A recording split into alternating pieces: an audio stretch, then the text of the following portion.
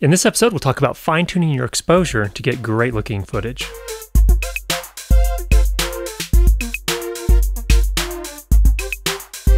Cameras that can make great video are cheaper and more accessible than they've ever been, but they still aren't always great at getting good exposure, especially in high-contrast situations like this. Now, my preferred way of getting exposure, rather than using the camera's built-in exposure, is to use a histogram or a scope. And the only problem is, of course, that most cameras that cost less than $1,500 or $2,000 don't even have a simple histogram, with a few exceptions. The Canon cameras, if you put Magic Lantern on them, will often do that. And when I say cameras, Canon cameras, I mean Canon DSLRs. We'll talk about all that in a future episode. Now, in this case, I'm shooting with a Nikon D600 DSLR, and it makes a pretty good image, but it doesn't have a lot of these tools that I'm talking about, like the histogram. So the other day when I was actually working with my white balance card, which we talked about in the last episode, something occurred to me from a long time ago, kind of old school.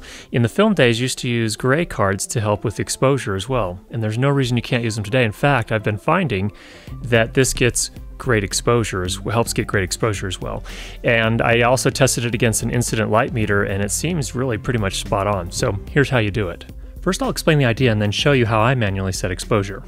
Exposure is controlled by three settings: ISO, shutter speed, and aperture. If we set two of those settings, then we can let the camera figure out the third. So we'll set shutter speed and ISO because we know what we want those to be. Shutter speed should be twice your frame rate, and we want to keep ISO under 400 to keep the image noise-free. The camera assumes that your overall image should average out to middle gray, halfway between total white and total black. That's a problem when we shoot with a black or a white backdrop because then the average is closer to black or white. So once I have my shutter speed and ISO set, I put a middle gray card in the light we're going to shoot in, point the camera at the gray card, filling the whole frame with the gray card, and then let the camera figure out which aperture to use. This makes it so the camera can get an accurate exposure setting rather than be tricked by a black or white or any other non-average background. Once we figure that out, we can go back into manual exposure mode for video and set our shutter speed and ISO as before, and set the aperture to the value the camera figured out for us from the gray card. And voila, we've got much better exposure. Now, we'll demonstrate this on a Canon 60D, but it's pretty similar on most DSLRs. Just check out your manual for the details, but here's the general idea. First of all, you put your camera in shutter priority mode, because you're going to take a picture to get the exposure. You want to set the shutter speed to 1/50th of a second if you're shooting in 24 frames per second.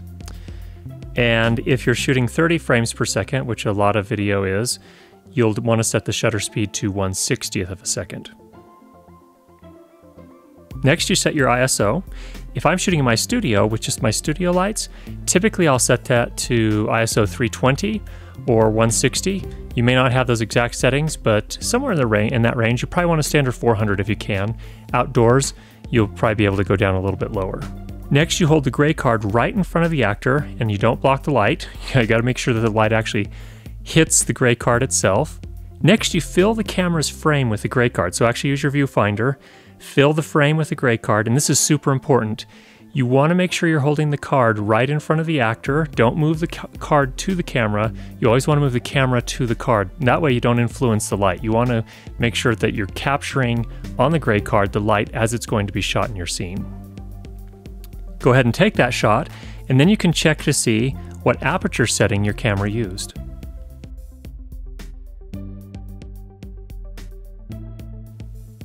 Now you go back to video mode, switch to manual exposure.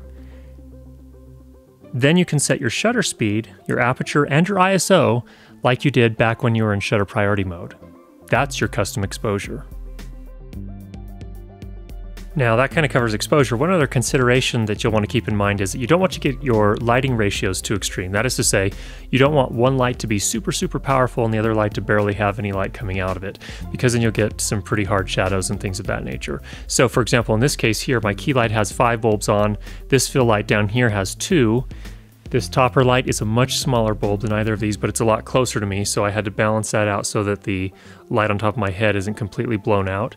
And then there's a rim light back here. In that case, I have 3 bulbs on. So just something to keep in mind. If you're not going for a film noir look, then you probably want to kind of be careful about the differences in the output of your various lights. Now, one last idea. getting your actor's eyes to kind of pop or to really kind of show up, there is one other consideration there, and that is you want to make sure your lights are not up too high, coming down at too steep of an angle. It's kind of like when you're outside at midday, when you take photos outside or shoot video outside, you notice you get kind of dark eye sockets because the light's not getting its way to the eyes. So a couple different things. You can lower your key light closer to the level of the person's head. That can help a little bit there to make sure the light gets into the eye sockets. And or another thing you can do, like in this case, I actually have my key light up pretty high, but I also have this fill light down below to make sure I'm getting, you know, light from both directions into the eyes. So just a little something to keep in mind when you're trying to get the eyes to really kind of come alive and come through pretty nicely on the video. Thanks for checking in. Be sure to subscribe for more great videos on how to improve your lighting, sound, and video. Talk to you again soon.